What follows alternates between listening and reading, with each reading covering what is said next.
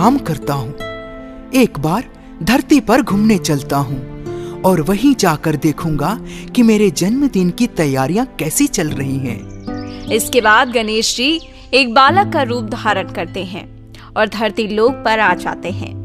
धरती पर सभी लोग गणेश चतुर्थी की तैयारी में जुटे हुए थे।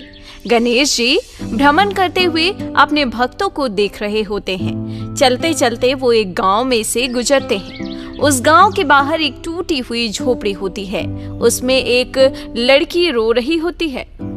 उस लड़की की रोने की आवाज सुनकर गणेश जी वहीं रुक जाते हैं। अरे, ये रोने की आवाज किसकी है? दादी, मुझे भी गणेश जी की मूर्ति घर में स्थापित करनी है। मेरी सारी सहेलियां गणेश चतुर्थी की तैयारियां कर रही हैं। मुझे भी गणेश चतुर्थी मनानी है। मुझे भी गणेश जी को अपने घर लाना है। प्रिया, क्यों जिद कर रही हो?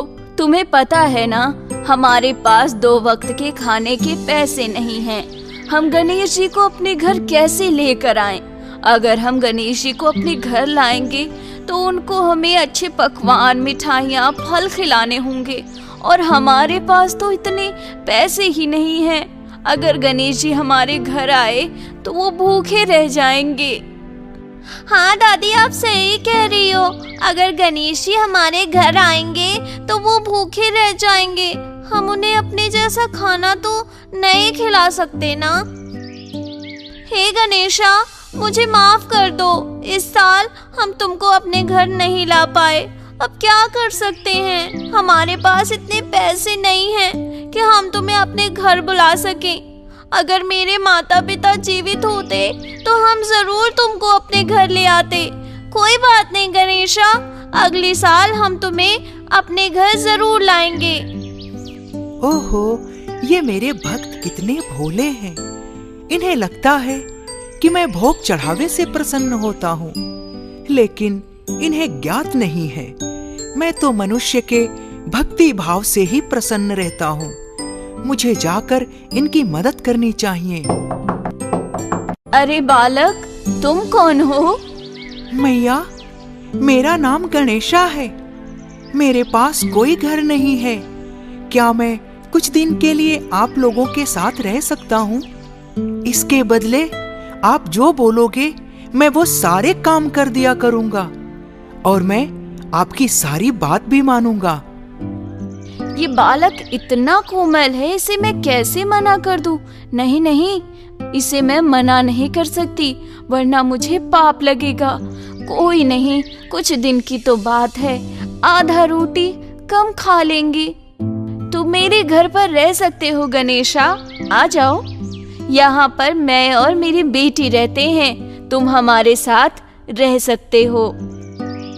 शारदा भगवान गणेश को बालक समझकर अपने घर में स्थान दे देती है।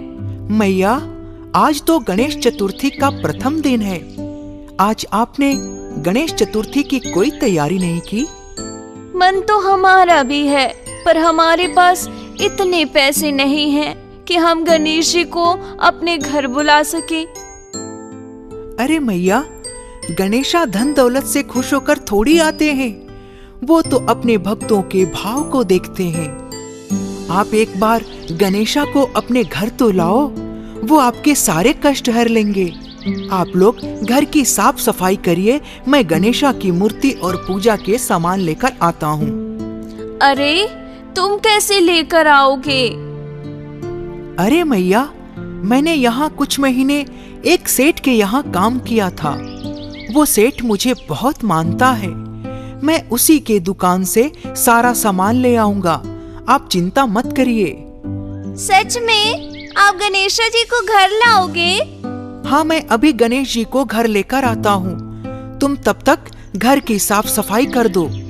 बाल गणेश घर के बाहर जाते हैं और अपनी शक्ति से एक गणेशा जी की मिट्टी की मूर्ति और कुछ फल और पूजा सामग्री उत्पन्न करते हैं। उधर शारदा और प्रिया सारे घर की सफाई करती हैं। प्रिया बहुत ही खुश थी क्योंकि आज पहली बार उसके घर पर गणेश जी की स्थापना होने वाली है। थोड़ी देर बाद बाल गणेश भी मूर्ति और सामग्री के साथ लौट आते हैं।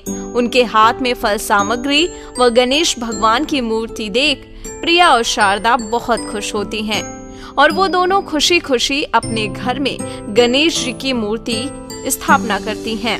जो घर पहले खाली और सूना सूना लग रहा था, मूर्ति स्थापना के बाद वही घर खिलखिलाने लगा।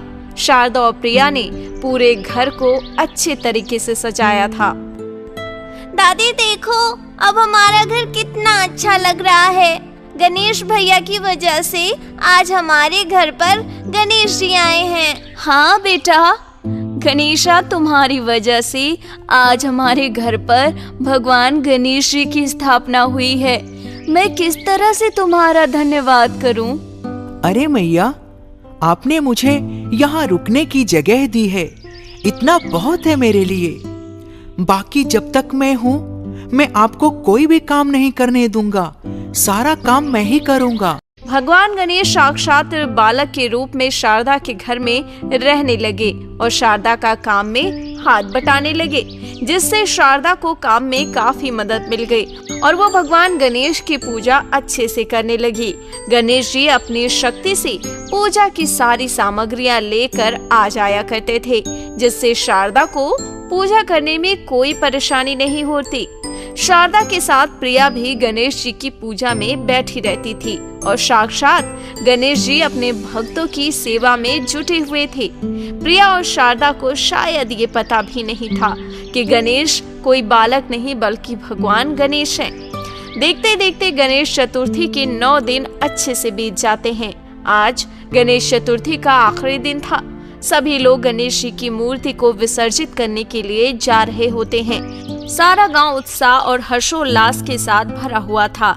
सभी लोग खुश थे, सभी नाच गा रहे थे, हर तरफ शोर शराबा था। इधर शारदा और प्रिया भी मूर्ति विसर्जन के लिए तैयार हो चुकी थी। गणेश भैया, आज हम मूर्ति विसर्जन के लिए जा रहे हैं, आप भी चलोगे ना? हाँ हाँ, क्यों नहीं, मैं भी चलूंगा। आप लोग जाओ, मैं पीछे पीछे आ जाऊंगा। ठीक है भैया। इसके बाद शारदा और प्रिया पूरे रीति रिवाज से गणेश भगवान को घर से विदा करते हैं और मूर्ति विसर्जन के लिए जाते हैं। नदी में गणेश भगवान की मूर्ति विसर्जित करने के बाद जब प्रिया और शारदा अपने घर आती हैं, तो वो अपने घर को देखकर चौंक जाती हैं। वो देखती हैं कि उनके टूटे हुए घर की जगह एक बड़ा आलीशान महल खड़ा है। जब वो दोनों घर के अंदर घुसती हैं, तो देखती हैं कि उनका घर सोने के सिक्कों से भरा हुआ है।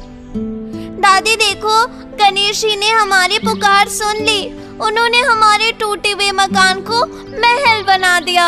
सही में बेटा, लोग गणेश जी को ऐसे ही विघ्नहर्ता नहीं कहते। उन्होंने तो कुछ ही दिनों में हमारे सारे विघ्न हर लिए। पर दादी, गणेशा भैया कहाँ हैं? वो तो हमारे साथ विसर्जन के समय भी नहीं थे। हाँ, ये तो मैंने भी ध्यान नहीं दिया। जा प्रिया, गणेशा जी को खोज कर ला, कहीं वो बाहर भटक तो नहीं गया बेचारा। मैया, इसकी कोई जरूरत नहीं है। मैं तो बस 10 दिन के लिए ही आया था।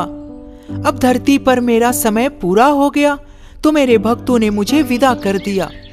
आप चिंता मत करो मैया, अगले साल फिर से मैं आपके पास आऊंगा और आपके साथ रहूंगा। दादी, ये किसकी आवाज है? अरे पगली, तू अभी तक नहीं समझी? ये भगवान गणेश की आवाज थी और हमारे साथ रहने वाला गणेशा कोई और नहीं, भगवान गणेश ही थे, जो बालक के रूप में हमारे घर हमारा कष्ट हरने आए थे। प्रिया और उसकी दादी समझ गई थी कि गणेशा कोई और नहीं, भगवान गणेश थे। ये जानकर दोनों की आंखें भर आई। भगवान गणेश की कृपा से शारदा के घर में खुशियों के दिन लौट आए। अब उनके पास किसी चीज की कमी नहीं थी। वो धन्य धान्य से संपन्न हो चुकी थी। इसके बाद